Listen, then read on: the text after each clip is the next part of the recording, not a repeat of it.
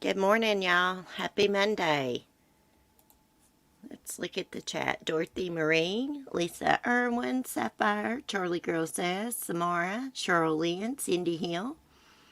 Good morning, ladies. Did y'all have a good Mother's Day? My gosh, it freaking stormed here yesterday. I was going to do a chat on the porch. I done my makeup and everything, and then it started storming and stuff, and so I just put down my phone, laid on the couch with my dog, watched TV, and then I got up and took me a, well, after I put my animals up, I come back and took me a bubble bath. I did talk to Timothy. Hey, Emily, good to see you. Morning, lurking while I work. I know how that is. I do that a lot. I've been listening to Makeup Mobster stream. She cracks me. She cracks me up. Some of the things she says. I need to listen to people that cheer me up. Anyways, we're going to talk about old Barry Boy this morning. Um, Guys, Friday I was emotional. We'll talk more about what's going on with me in my real life at another time. Probably when we do a member stream, and I don't know. I just feel embarrassed about it.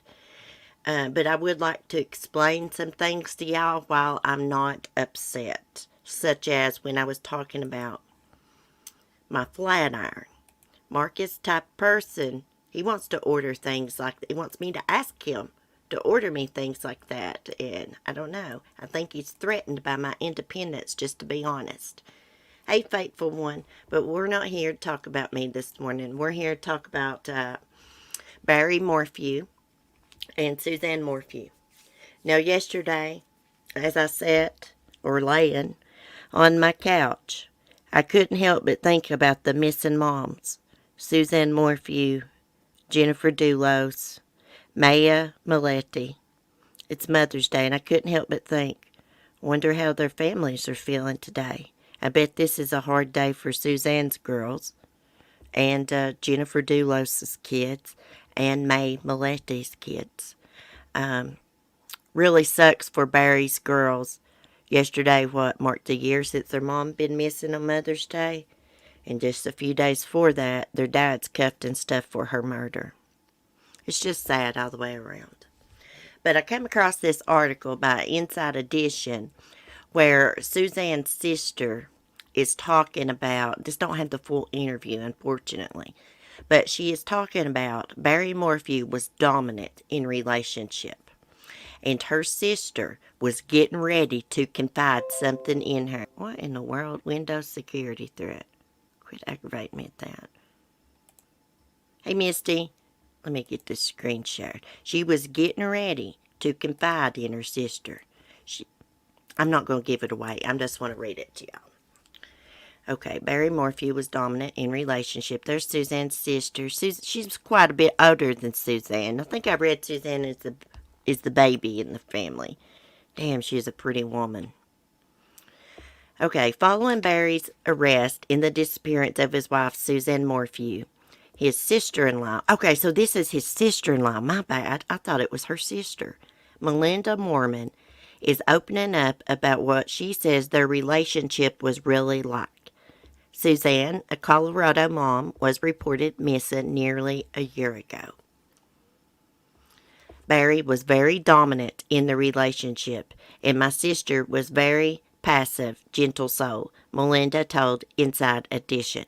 He had a great tendency to overpower and intimidate people to get what he wanted. So I'm just wondering, is this Andy's wife? She explained that at first she didn't believe Suzanne's husband of 26 years could have anything to do with her disappearance. But as time went on, Melinda said the family grew suspicious, especially following a particular conversation she had with Suzanne shortly before her disappearance. The Friday before Mother's Day, my sister had sent me a text message that morning.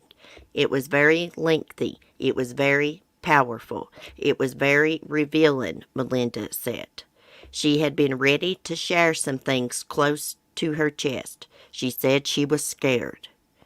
Barry has long maintained his innocence, claiming he was 150 miles away in Denver attending a training session for volunteer firefighters and staying at a Holiday Inn Express when his wife disappeared. Well, look, Inside Edition, that's totally freaking wrong. Because there was no training session for no damn firefighters. He went there to freaking do this alleged work. Get your facts straight. I want you to tell the truth, Melinda pleaded. Please do the right thing, Barry. Please do the right thing. The Morphews have 2 daughters, Mallory and Macy, who have apparently stuck by their dad, refusing to believe he had anything to do with their mom's presumed death. Melinda said she hopes her nieces understand how much they were loved by their mother. Mallory, Macy, you are the heart and soul of your mother. She would never leave you. She would never forsake you. She loved you with her whole being, she said. That's the end of the story. I want to watch this full freaking interview. Don't say when it's happening. This was published May 7th, 2021. Oh, okay, I thought that was more recent than that. But that's okay. Because somebody said in the chat one day, oh, there's no evidence, anything was wrong in their relationship. Yeah, there is evidence of it. Close family and friends know that he was very controlling. And here's another thing. Just because people appear happy on social media, posting pictures and stuff like that, does not mean that they don't have relationship problems. You do not know what goes on behind closed doors. And let me just tell you, a lot of people are like they have Jekyll and Hyde personality, especially abusive people. They'll be nice as hell in front of friends and family, but behind closed doors when nobody's watching, they turn into a freaking monster. Their Hyde personality comes out. Hey, Amy. Those poor girls, he's been gaslighting them all year and lying to their faces. Well, you know what, Amy? They might come to their senses when they read what all they got against their dad. Because for them to be going to charge him with murder and no body, they've got evidence. They're not going to risk charging him and it be thrown out by a judge. They've got something. They've probably got many, many things. I want to know what this crap is about influencing a public figure. My chat's behind. I want to know what that's about. Okay, so let's read about this financial problems they were having. I got an article about that. Someone had said that in the chat a few days ago. Looks like they may have been right. They said something about he was wanting her to sign some papers. This totally makes sense now. Okay, that maybe he snapped on her over financial things. Because let's think about this. Right after her disappearance, remember he went to court and got like guardianship so like he could sign his name? It was either to buy property or sell. Y'all have to tell me in the chat. I can't remember which one, but it was one of the two. And I thought that was suspicious. So he killed her. Let's say this. He allegedly killed her because of financial reasons, and then went and got guardianship over her so he could sign her name. Maybe that's what the fight was about. She wasn't going to sign those papers. I don't know. It's just a theory. I really figured it was like she wanted out of the relationship. It could be like a little bit of both, financial, and she's like, hey, I am tired of this crap. You're no longer going to control me, big boy. Okay. And that is very dangerous when you have been in it's dangerous in some cases when you've been in a relationship where somebody's very controlling and dominating. Sometimes when you tell them that you want out, they feel like they're losing control, and you remember they're control freaks, so they snap. Okay, finances may have been a motive for Suzanne Morphew's presumed murder, sister says. So I'm assuming that other article I just read was Suzanne's sister-in-law, and she must have felt like Suzanne was a sister to her. That's what I gathered from it. I thought it was her sister, my bad. Financial problems may have played a role in the presumed murder of a Colorado mother who's been missing a year, Suzanne Morphew's sister has said. Authorities on Wednesday arrested Barry Morphew, charged him with first-degree murder in connection in the disappearance of his wife, who vanished on Mother's Day weekend in 2020. While investigators have not publicly identified a motive, Suzanne's sister told KCNC TV she believes financial pressures may have strained the couple's relationship. I mean, was it really necessary for them to live in that fancy-wancy house? Couldn't they have, like, and it just them two girls, like, in and out at college and stuff, couldn't they have lived in a smaller home? That's probably all his idea, too. I think life happens. I think pressures and stresses in life. I think financial pressure bears in on people very heavily, Melinda Mormon told the television station. It creates an atmosphere of discontent and strife, and sometimes living beyond your means is a very hard thing to do. Mormon cautioned that she does not know any specifics about what happened to her sister, and she suggested that her belief about their potential financial distress is based on her knowledge of their relationship generally, not necessarily a specific incident. Learning to be content with what you have is a very powerful thing in life, and it brings great peace. And I don't think Barry and Suzanne had gotten there yet. And that's what I think kind of happened. And I can't really say more than that, Mormon told KCNC TV. Suzanne was reported missing last Mother's Day, May 10, 2020, after her daughters could not reach her. Her bicycle was found near the family home in Maysville, Colorado, although police have not confirmed whether she actually went for a bike ride. Barry has said to have traveled to a Denver suburb 3 hours away in the early morning of May 10th for a construction job, but that he returned home after learning his wife was missing. See, that's what makes me think that this was not planned out. He had a bullcrap alibi. Who goes to work on a construction site on Mother's Day with no tools, with no supplies to redo the rock wall, no big piece of equipment that was needed to do the job properly?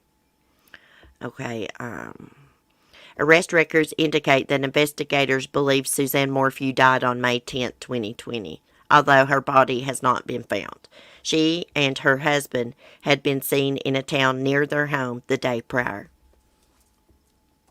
It is possible Barry had been thinking about killing her and disabled the cameras. I really want to know how long the cameras at the house had been out of service. How long had they been torn up? Was this a recent thing or not? Because that right there could tell a lot if it was premeditated or not. Okay, she and her husband had been seen in a town near their home the day prior. Mormon told KCNC TV that she was not surprised by the arrest and that while she felt sadness, she said she also felt relief about moving forward to obtain justice. Yeah, Suzanne deserves justice. Look how beautiful. Her daughters are pretty too. While Mormon is grappling with what happened, she told the television station that her strong faith is helping her and that she is choosing to remember her brother-in-law in a positive light. Hey, she's a better woman than me. She's a better person than me.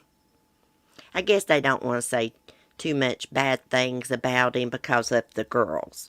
You know, it's hard enough on them without the other side of the family bashing their dad. I will always speak to Barry Morphew. I have had many conversations with God about Barry Morphew, starting last year when this happened, and I am a woman who believes in great forgiveness, Mormon told KCNC TV. Hey, she's a better person than me. Barry has a faith, a very fundamental faith, but I don't believe my brother-in-law has ever experienced the grace and the mercy and the gentleness of Jesus Christ. And I pray that he will be afforded that beauty in his life and find redemption and forgiveness. That's my heart for Barry. I love you, and this is what I pray for you, Barry, because I know you, and I saw the man way back when you got up and fixed a peanut butter sandwich for Macy when she didn't want to eat what was on the table, and the tenderness that I saw, and I've never forgotten that, Barry, and that's how I choose to remember Barry Morphew. Hey, she's a wonderful person, you can tell. Mormon added that she hopes the public will remember her sister as a loving person. My sister had a strong faith in Christ. She loved God. She loved people. So my sister, for me, is safe in the arms of God. And that's how I choose to think of her today, Mormon told KCNZ-TV. She had a beautiful exterior, but what people always need to remember is my sister had a beautiful heart. And that's the honor I want to give her. Oh gosh, I'm going to cry. In addition to the charge of first-degree murder, Barry Morphew is also charged with tampering with evidence and attempting to influence a public servant. Damn, I want to know what that's about. He is in custody without bail. His next court appearance is May 27th. We need to write that down on my big planner here. The girls, you know what? The girls look like a combination of Barry and Suzanne combined, don't they? Like this girl over here, I don't know which one's Macy and which one's Mallory. But the one on, let's see, right, left, the left here in the sleeveless shirt, she kind of looks like Barry to me. Her mouth and her nose. And then the blonde one, she looks like Suzanne and Barry combined, I think. I don't know. They're pretty girls. My heart breaks for them, and I was thinking about them yesterday, and I did pray for them yesterday. I mean, of course they're going to stand by their dad. They see in their mind, their dad didn't do this to their mom. A stranger did it. That's why they didn't want to go back to that house and stay where Suzanne disappeared from. They was afraid some stranger might come and do something to them, because that's what he's put in their heads. But maybe the girls, I'm sure they're intelligent. Maybe it's going to be hard for them. Maybe they'll come to their senses once they read the discovery, whenever they get a chance to do that, because they would not charge him for murder if they didn't have some concrete evidence against him, because they would not get a conviction. Hey, Miss C.D. Isaacs. Gosh, Barry has aged 1,000 years. I know it. That's what happens, Miss C.D., when you tell lies and you live with horrible secrets like that. You do horrible things to somebody. Do I think Barry is a bad person? I don't really know. I think Barry has a dickhead personality. That's what I think. I think Barry's nice in front of people. But to Suzanne, he was very controlling. He dominated her. He wore the pants and zipped them too. That's what I think. I think he was a different person in front of people compared to what he was when they were alone. Did they have good times? I'm sure they did. They was married 20-some years. But I'm sure they've had bad times just like the rest of us. So much will come out in the discovery. I know it. I think he looks so different due to weight loss. Yeah. Juicy scoop. Yeah. Just the stress and stuff. Like, I hope it comes out, like, they might find some evidence, oh, Barry didn't do this, but I don't think that's going to happen because they charged him with murder. They've got some things on him. Because, like I said, they're not going to risk charging him for it to be thrown out. Prosecutor won't do that, the DA. I don't care about how much he's aged. Yeah, well, it's just shocking at how much, his appearance has changed. It's really shocking. If you didn't know who Barry Morphew was, and you looked at those side-by-side pictures that I had of him from last year and at his arrest last week, it looks like two different men, to me. I think, I do, it's my opinion, I do believe Barry done something to Suzanne. I didn't want to believe it for a long time, really. I do believe he did, and I do believe he regrets it, and that's why his appearance looks like that.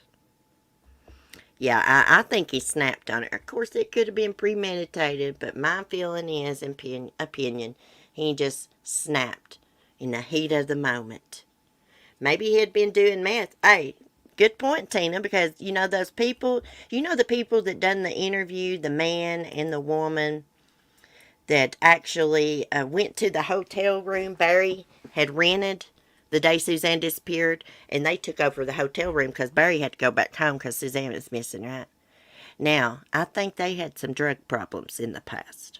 They are the ones that came out and said the room smelled like chlorine. Real strong chlorine. But that's hearsay.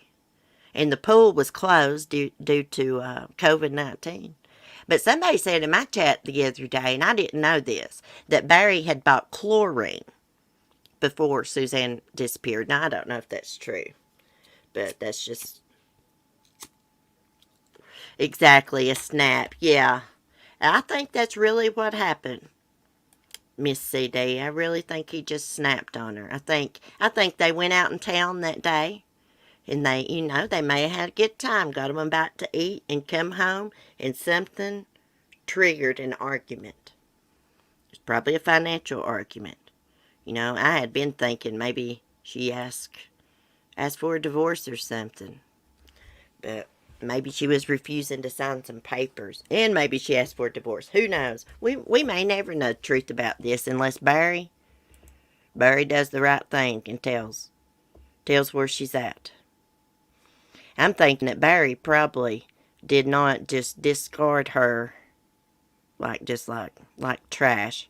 Even though killing someone and taking them and burying them in the woods is horrible. But you know what I mean. I don't think he just, left her laying out in the open. She's in the ground somewhere, I would bet. That's what I think.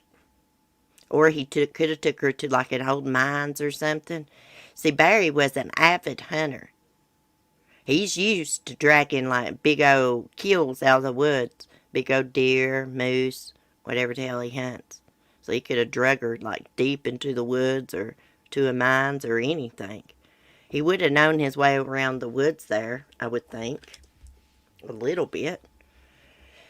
Anyways, let's move on for that. Prayers for Suzanne's entire family, especially the girls. They need it right now, guys. It broke my heart to think about them yesterday. I even mentioned it to Mark about, Suzanne's kids on Mother's Day. It marks a year she's been gone, and then their dad was just charged for murder a few days ago. It's just heartbreaking. Also, I was thinking about Jennifer Dulos and Maya Malotti's family, and we're going to talk a little bit about May Malotti just a second, because I think her husband's in trouble for something. Let me get the rest of my articles here. It seems like I didn't get my stuff ready last night, so I was scrambling this morning. Let me see here. Seems like he was ordered not to have a weapon. Come on, Discord, let's pull up. Oh my goodness. I bet you I need to restart my laptop or something, because it's really slow. Okay, husband of missing Chula Vista mom hit with temporary gun violence restraining order. Okay, yeah, I knew I saw something. Now, I've not read this. I just saw this before I was getting ready to go live. And since we're talking about missing moms, figured I would share this before we talk about that weirdo James Brian Chadwell. He got his ass beat in jail, guys. That weirdo that he did rape and tried to murder his 9-year-old neighbor. Somebody beat the hell out of him in jail. But first, I want to talk about May a little bit. Let's see if this video is going to play so I can mute it. Something's wrong with the Wi-Fi. Because it's going to storm or something. I'm tired of this Wi-Fi company. $150 a month, sometimes $170. And it friggin' won't even work half the time.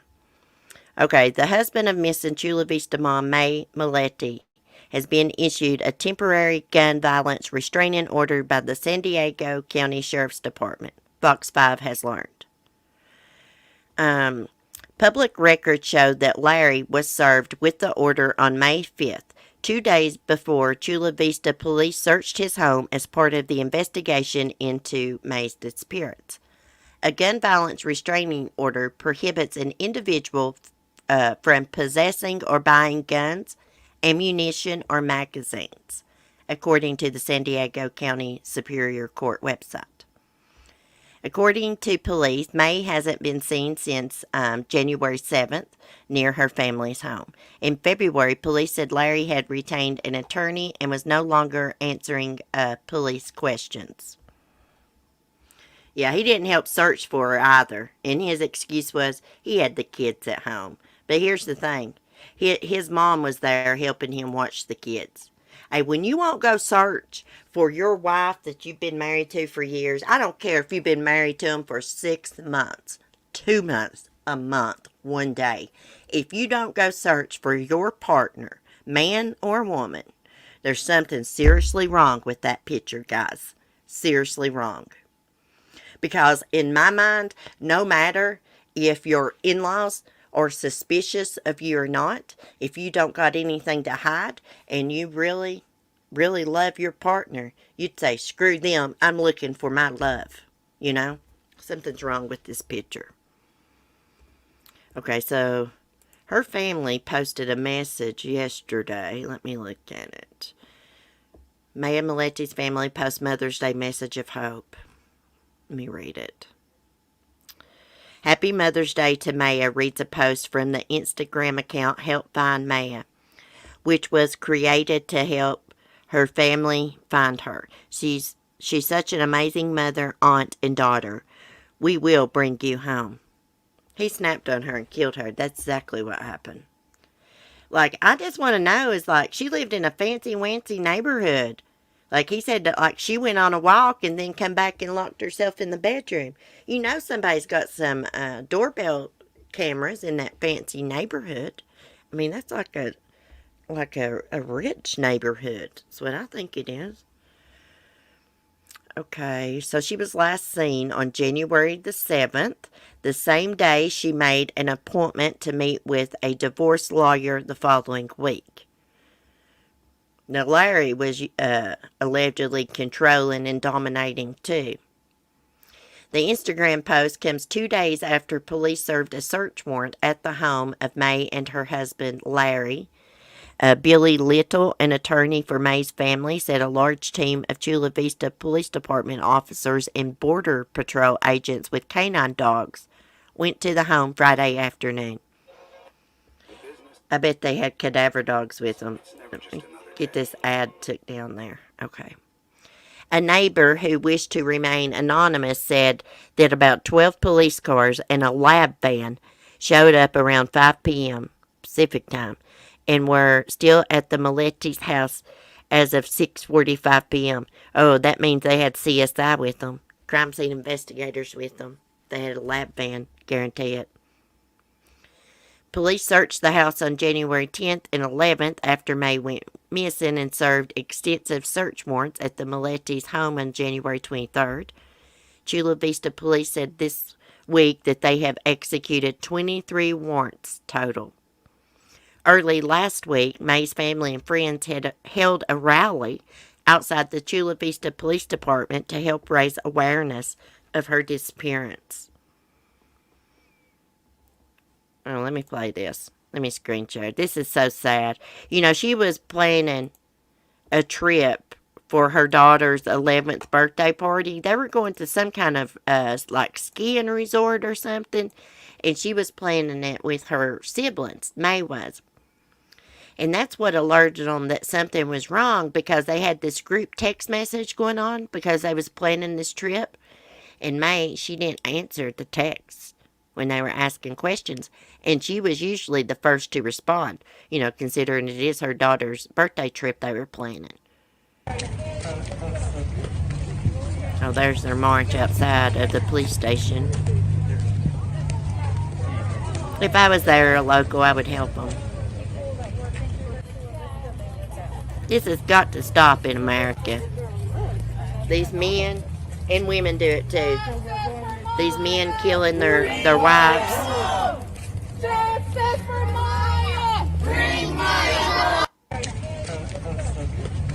I say her name wrong. I call her Maya. It's Maya. It's so sad. Another set of kids left without a mom. Going to be left without a dad. because he's going to be cuffed and stuff. Now, he used to be in a gang, allegedly, back in his younger days, but he must have straightened his life up. Seemed like they was doing pretty well for themselves, living in that fancy-wancy house and neighborhood.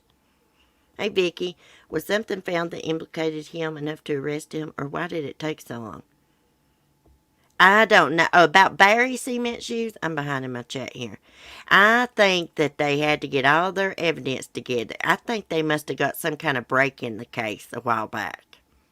They found something on Barry. And the same thing's going to happen to Larry. That's Maid's husband's name, Larry Maletti. Larry and Barry are both going to be cuffed, stuffed, booked, and cooked. Anyways, gosh, I am so eager to find out what they have against Barry. I cannot get it out of my mind. Like, I want to know so bad. What is this influence on public servant? What's that mean? He tried to get a public servant to do something his way, I guess. It's the only thing I can figure out about it. Okay. I want to go look at this Chadwell guy. This is like the best news besides Barry getting arrested that I've heard in a while. I told y'all, I always say, prisoners don't take kindly to child molesters, pedophiles, sex predators, however you want to say it. Next door neighbor who allegedly tried to rape, kill 9-year-old gets jail justice beat down. Family says he is evil. I've not even read all this. I'm going to read it with y'all. I just skimmed it a little bit. Okay. An Indiana man in jail for attempted murder on a child was apparently given a beatdown inside of his cell Wednesday.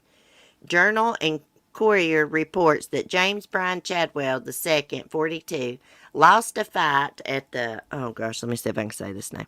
Lost a fight at the Tippecanoe County Jail to another inmate identified as Quentin Jackson Jr., 25. According to the sheriff's office, Chadwell was treated for facial injuries. The case has been sent to the county prosecutor's office for possible charges. Hey, I hope and pray they don't charge Quentin for that. I don't know what he's in jail for, but he did a great thing. Chadwell was arrested on April 19th after Lafayette authorities received a report about a missing child on Park Avenue. The child's parents called for help after their 9-year-old had been missing around 30 minutes after 7 p.m. While questioned neighbors, several of them told officers that the child's next-door neighbor, Chadwell, said he saw the girl after she disappeared. When the officers arrived at Chadwell's house, he denied knowing the victim's whereabouts, but said she had been by his home earlier and left. Chadwell gave the officers permission to search his home. Authorities searched throughout the home, including the basement, which had a chain lock on the door. Officers got the door open, heard a child crying from the bottom of the basement stairs. A little girl, locked at the bottom of the stairs, told the officers that Chadwell tried to kill her. She reportedly had bruises all over her body, strangulation marks on her neck, and dog bites on her legs. Prosecutors charged Chadwell with attempted murder along with charges of child molesting, attempted child molesting, battery resulting in serious bodily injury, criminal confinement, strangulation. Prosecutors filed a sentence-enhancing charge of the suspect being a habitual offender, which could add up to 20 years to Chadwell's sentence if he's convicted. Well, he needs a life in prison.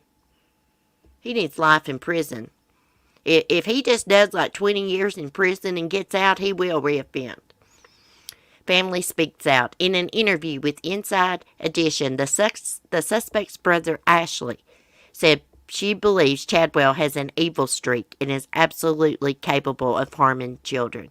I'm telling y'all, he could be the Delphi killer. It's a good possibility. He wasn't in jail when the killings happened.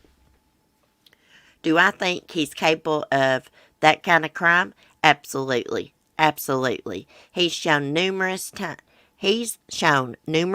not only to his friends, but his family as well, that he has that kind of evil streak to him. Now, this is his freaking sister saying this about him. I'm wondering if he ever assaulted her or anything. Because she's totally against her brother. She probably just knows he's evil. But when your family is saying you're evil, hey, that speaks volumes. Speaks volumes. Chadwell's stepfather reportedly added that he thinks his stepson could be responsible for the deaths of the two teens in 2017 at the Monahan High Bridge in Delphi. Monon? I think it's Monon High Bridge in Delphi. I think he could be responsible too. And we'll put back up those side-by-side pictures of him and that composite sketch, the last composite they released. Is he capable? Probably. And should they let him back out on the streets? Not ever. Throw away the key this time, the stepfather said. Wow. The Journal and Courier reports that the Carroll County Sheriff, Toby Leazenby, confirmed that authorities are looking into Chadwell as a possible connection to the Delphi murders. But he has not been named as a suspect at this time. Just because he's not been named don't mean they're not considering him a suspect. Sometimes they keep stuff like that to themselves, law enforcement does. The information has obviously been shared with us, and our investigators are looking into him, Leazenby said. Delphi murders. On February 14, 2017, approximately 20 miles from Lafayette, Indiana, where Weirdo Chadwell lives, in Delphi, two girls were found murdered near the Monon High Bridge. I'm going to have to look that up, how to pronounce that. Libby German, 14, Abby Williams, 13, took a hiking trip at the abandoned bridge the previous day. The outing was only meant to be for a few hours. The girls took photos while strolling across the bridge, but as time passed and their family didn't hear from them, they became worried and called authorities for assistance. Police found the girls' lifeless bodies a short distance from the bridge. I want you to look at these composites, guys. I swear, I believe that son of a bitch has got something to do with the Delphi murders. Well, a big part of me thinks that, but another part of me thinks about it like this. Look, he's been in and out of trouble with the law. I'm pretty sure he's a felon. So if he's a felon, wouldn't they have, of course they're going to have his fingerprints, but wouldn't they have his DNA? When you become a felon, they swab your mouth, pull hair from your head with the root.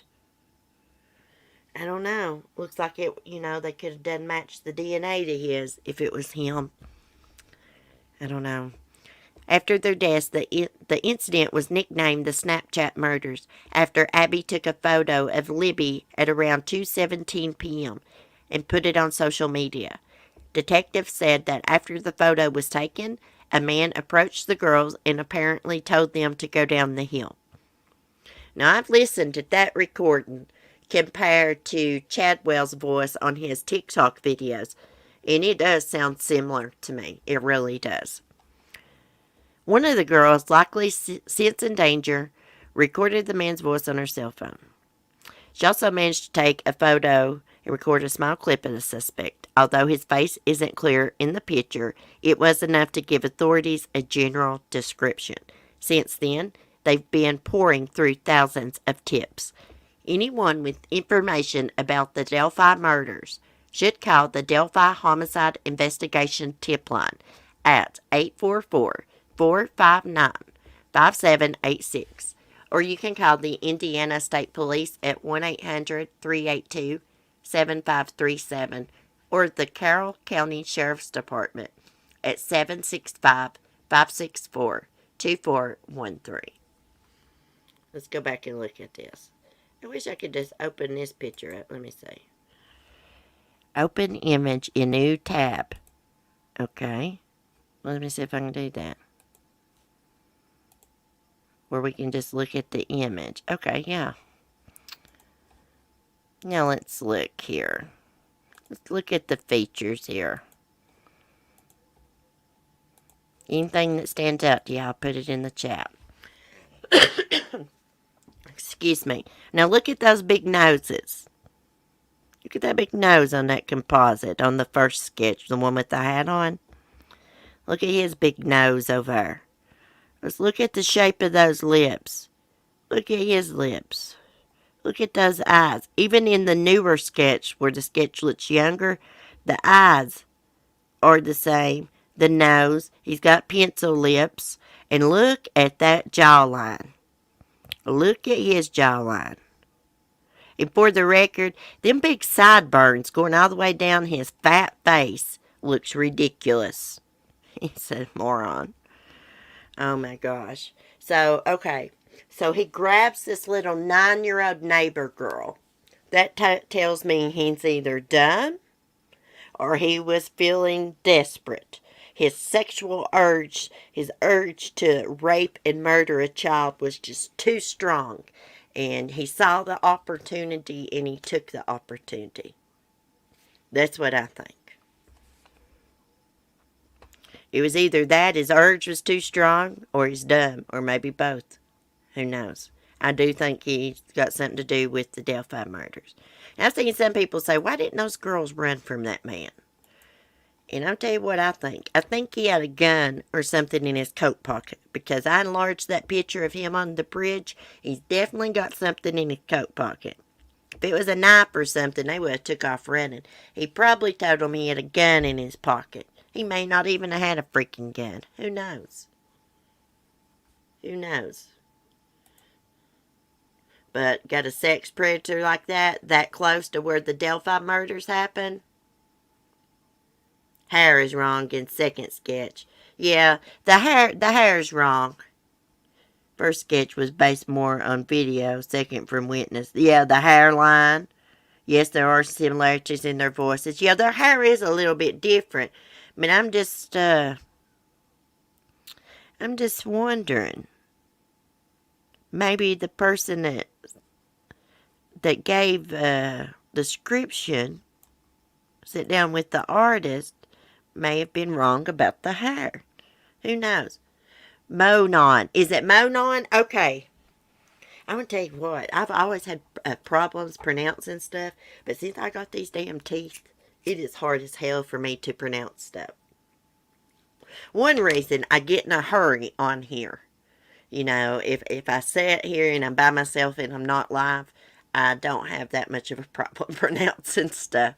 But on here, I'm in a hurry combined with nerves and stuff. Having her next door, he probably watched her all the time. How stupid was it for him to tell the neighbors that the girl stopped by after her disappearance? Oh, yeah, I know what I wanted to say about that little girl's parents. Hey, kudos to them. I'm going to clap for them. They reported their kid missing within 30 minutes. They took quick action and saved her life. That saved her life. You know, some of these cases that we follow, of course, a lot of times the parents are involved when the kid goes missing. But they wait for hell and ever to call 911. Yes, Monon. Oh, okay. I understand, Cece. My dentures do that too. I know. Emily, I hate that word. Dentures. These are not my permanent ones, Emily. These are just the temporary ones. He was unraveling and got sloppy. Yeah, Sapphire. Unraveling and got sloppy. Hey, Janice. Good morning.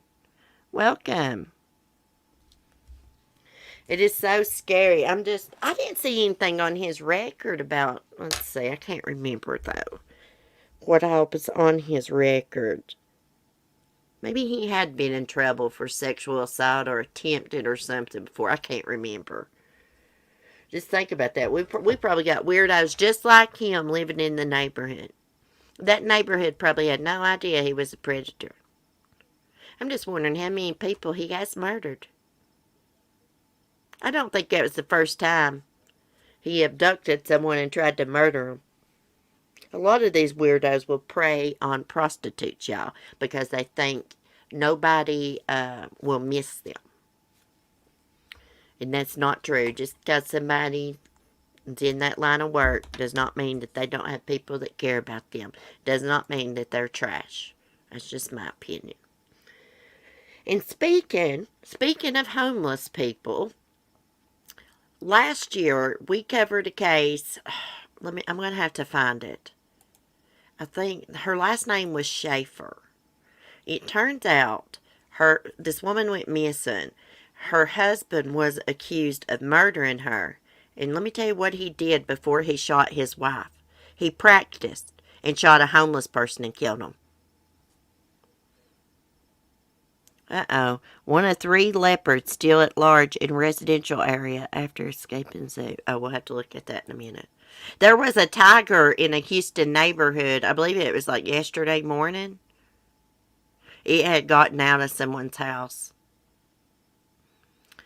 Hold on, guys. I'm trying to get my article pulled up here. My laptop's loading slow this morning. Oh, I do have some Tiger King news. But I want to show y'all this article first, and then I'm going to tell y'all about Jeff Lowe, Tiger King.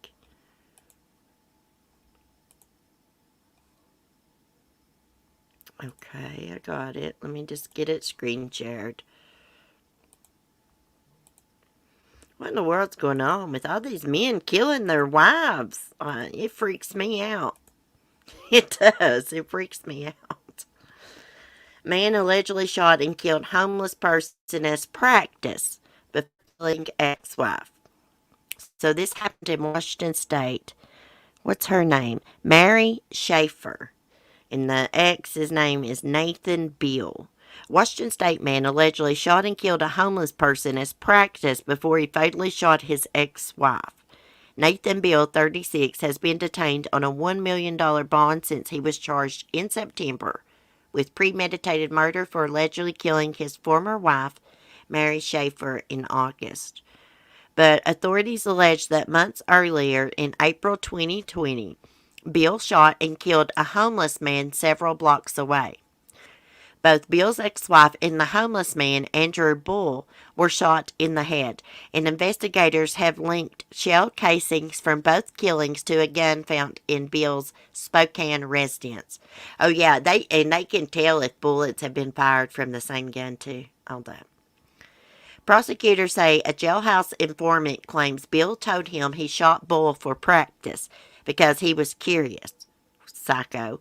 Bill allegedly brought his 2 kids to a homeless encampment several months before the slayings and commented about killing people there. We believe the killing was done by Mr. Bill as practice, Prosecutor Dale Nagy said in court during a hearing on Friday. Stephanie Caddy, Bill's public defender, told the court that the informant is very likely not a credible witness because he has a significant criminal history. Hey, it don't matter just because somebody has a criminal history. That don't mean they're lying. Now, come on, the dude's not lying. The homeless man was shot not far from Bill's house, or far from where his ex was killed at, and it's the same bullets. Now, come on now. She sounds dumb. Schaefer had driven from Oregon to get the children who had spent the summer with their father. The couple had been divorced for years, and Schaefer expressed fears that she was afraid of her ex-husband who had threatened her life previously. Schaefer had asked police to accompany her to retrieve the children, but police told her they don't get involved in matters of family law, BuzzFeed News reports, although a police spokesperson told BuzzFeed that he was not aware Schaefer had made a request. Bill is said to have openly expressed his desire for Schaefer to be dead because he thought a brain injury rendered his ex-wife insane. KHQ-TV reports. At one point, he said he planned to save $3,000 to hire someone to murder her, according to a television station. A GoFundMe account has been created to raise money for Schaefer's children. Now the story's coming back to me. What happened is, of course, she had to drive to another state to pick up her kids. She'd driven from Oregon, and she's outside on the street, and he walks up and kills her as she's sitting in her car, and the kids is inside the house. Does that ring a bell for y'all now? It's hard to remember all the cases that we cover here because we have so many different topics. Practice, yes, he's psycho. And can you believe it? He took his kids to a homeless encampment and was talking about killing people there. Hey, nurse teacher. It's all right if you're behind. Every time I switch tabs here on my laptop and then I come back to my YouTube chat. It's like way behind and I forget to catch it up sometimes. Okay. So, I got one more thing I'm going to share with y'all, and we're going to end on a good note today. I got something funny for y'all. But I wanted to tell y'all about Jeff Lowe because y'all know I was all into Tiger King and Carol Baskin and all that. Well, Jeff Lowe is in trouble again. Hey, what is this man doing with big cats? What is it called? The USDA? Something like that. Said he couldn't own no more big cats or operate no zoos. So why does he have big cats? So his neighbor is filing complaints against him because the neighbor said that the stench coming from Jeff Lowe's place, it gets inside their house, it gets on their clothes and everything. See, here's what the problem is. Jeff Lowe is a broke-ass mother clucker, and he can't afford to feed those big cats. So what he does is he puts out newspaper ads and tells people, hey, if you got any dead animals, bring them to me. I'll feed them to my cats. Dead livestock or anything. Bring them to me. I'll feed them to my cats. And y'all know how an animal smells that's decomposing. Let me just read this to y'all.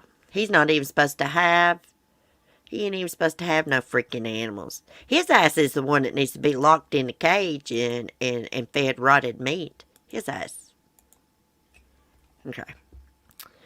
A neighbor of Tiger King Park owner Jeff Lowe has filed a public nuisance complaint against Lowe and his park with the Love County Sheriff's Office.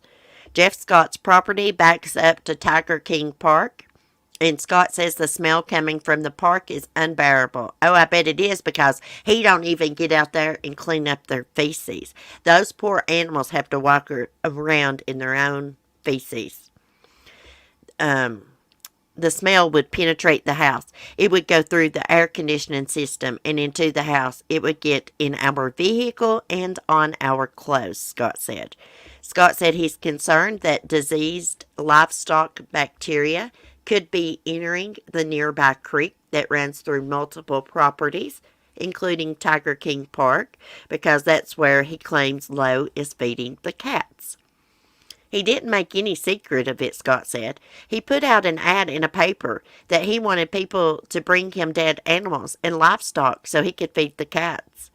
Scott said it wasn't long after that he started dealing with severe stench in the area. It just smelled like rotting, putrid livestock, Scott said. And feeding times, I guess, is normally in the evening because that's when it smells. Thackerville has lots and lots of horses, lots and lots of cows, and it smells, Lowe said. A lot of people don't like the casino lights and the casino traffic. We just have to deal with what we have. Oh, listen here, Jeff Lowe, the poser. I've lived beside horses. My family has had horses ever since I was a little girl. Horse poop does not smell that bad. Trust me, it doesn't. Like, in the summer times we'd be sitting on Granny's porch and down there where the horses are at the barn, the wind will blow. And you might smell like a little bit of horse poop, but it's not that bad. It's not that serious. And if you keep your barns cleaned out and, your land cleaned up, it's not that serious. It's nothing compared to decaying animals' bodies. Decomposing bodies. Animals. Lowe said the property sat empty for months before he moved there, and it was fair game for anyone to move in. But now the Tiger King Park owner could soon be on the move. Lowe is looking to leave this says country, but I think it means county. The county and take over a new property that he says has lots of big cats and animals. However, wouldn't say where the property is located and when he plans to move there. What in the hell is he talking about? He's not allowed to own big cats. What in the hell is going on here? Did I miss something along the way? Did they go to court and they said, oh my God, Jeff Lowe, you can own as many big cats as you want. We don't care if you starve them to death. We don't care if they don't get veterinary help. We don't care, when they die, if you take their bodies and just throw them out back on a woodpile. No, I don't remember that ever happening. So why does he have big cats again? Okay, Lowe did not confirm who won't. Oh, but Lowe did confirm who won't be getting the animals. Howard Baskin can kiss my white little you know what, Lowe said. He will never ever get possession of any of my animals.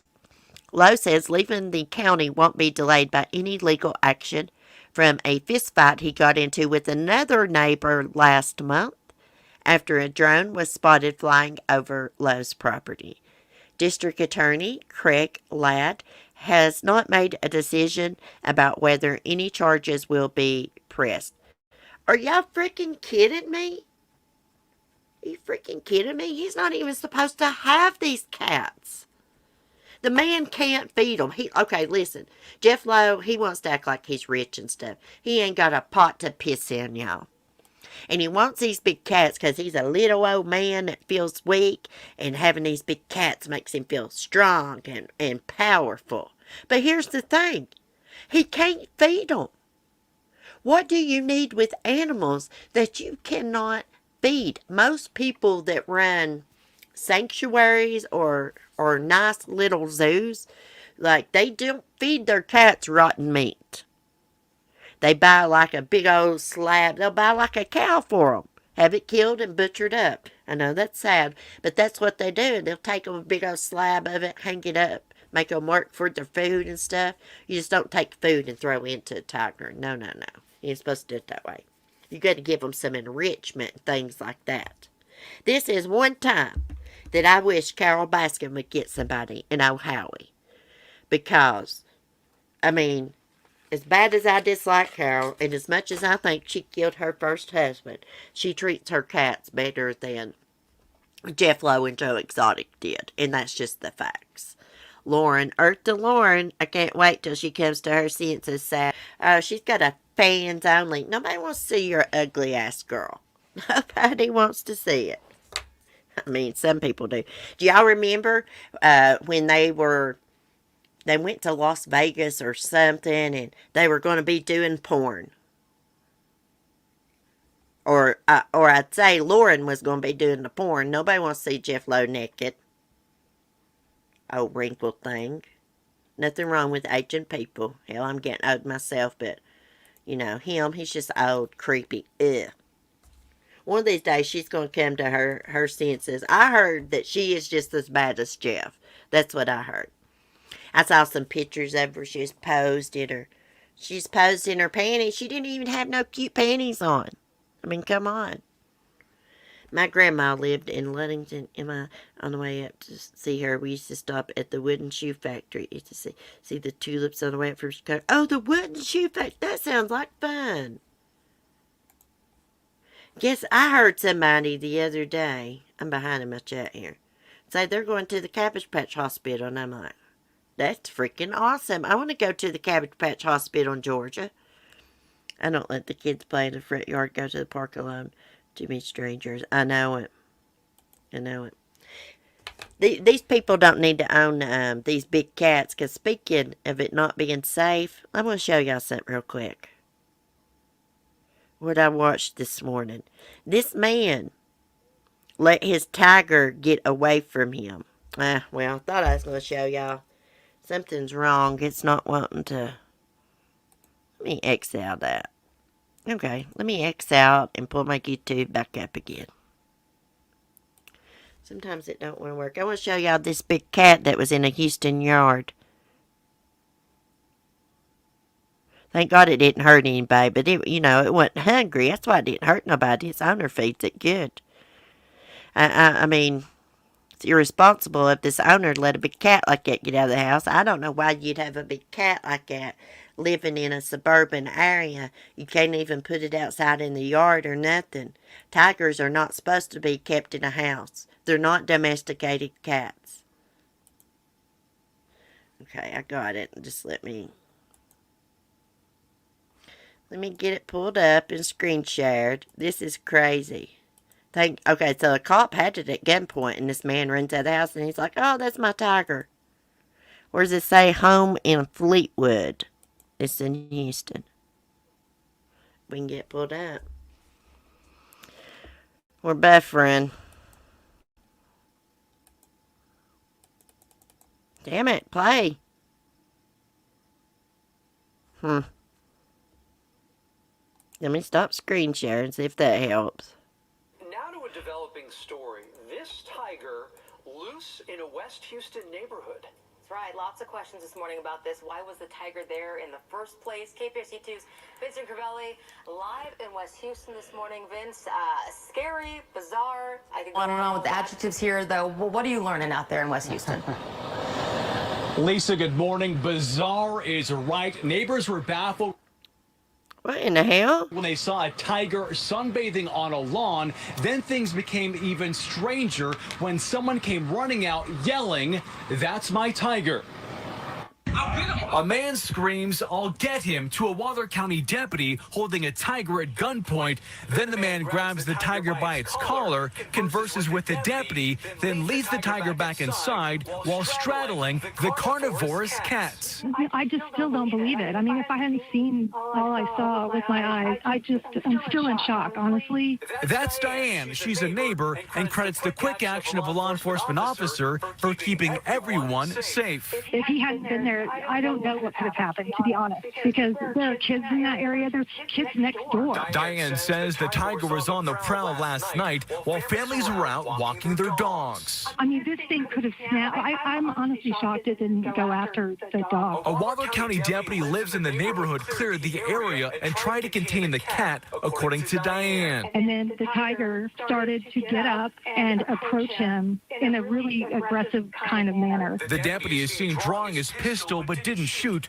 Moments later, a twist to the story. A man came out of the house and yelling, "Don't shoot the tiger." He said that it was his tiger. He came up to the tiger himself, the owner, and leaned down and kissed the tiger on the head and then took him by his collar. Diane says the man took the tiger inside his home, then minutes later drove off with the tiger inside a vehicle. Yeah, this cool cat or kitten will be no doubt the talk of this neighborhood for a long time. However, it's important to note that owning a tiger within the city of Houston is against the law. However, last check, no one has been arrested or detained or cited for this incident. Reporting live in West Houston, Vincent Crivelli, KPRC 2 News. All right, Vince, thank you for the... That is crazy. Hey, you shouldn't have a big tiger like that. I don't know what the backyard looks like, but evidently it don't have a place to roam around. I wonder how it got out of the house. That yard looked unkept to me. Okay, so we're getting ready to end our stream. I'll try to do some coffee on the porch later if it's not storming. I'm having trouble with my Wi-Fi right now. But we will try to do some coffee later and some chit-chat. But I want to end with a funny video. Let me find it. I got several TikTok videos. Let me see which one this one is.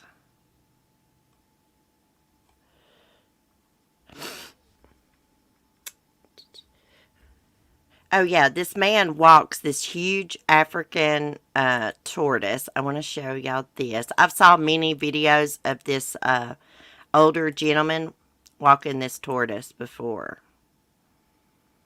It's like huge. I think it's Sakata. In Tsukishima, Japan, there's a man named Mr. Mitani who likes to take his giant African tortoise out for walks. His name is Bonchan, and he's 25 years old. Mr. Mitani's wife bought him when he was smaller than the size of the palm of his hand. They expected him to get big, but not this big. And he started to grow rapidly as soon as he hit 10 years old. Now he weighs 70 kilograms, which is about 155 pounds. Mr. Mitani takes him on long walks down Monjadori, which is a famous shopping street from Monjayaki. And when I say long walks, I mean like these 5-minute walks that usually take about an hour because of his slow pace and because of all the people that want to take pictures with him. Mr. Mitani takes him out on these walks so that way he doesn't feel stressed out being cooped up at home. If you're ever in Tsukishima from 3 to 5 p.m. on a very nice day, you'll definitely see Bonchan taking a walk. maybe even longer because he might refuse to go home. In Tsukishima, Japan, there's a man named Mr. Mitani who likes to take his... Okay, let me get the other one.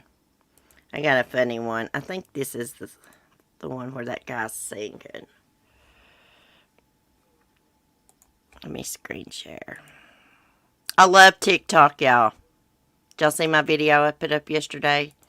Skylar called me a dumb bitch. That mean beagle. Okay, dude, let's play. My Wi-Fi is so messed up.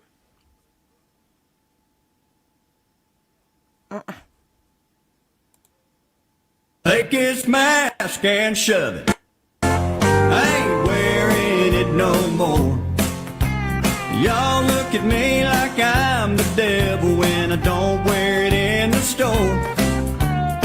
Take his mask and shove it. I ain't wearing it no more.